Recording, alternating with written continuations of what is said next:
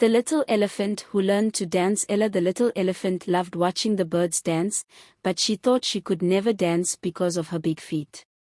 One day, she decided to try. With each step, the ground shook, but Ella didn't stop. She danced slowly at first, then faster, until she was twirling around the jungle. All the animals cheered, and Ella learned that no matter your size, everyone can dance to their own rhythm.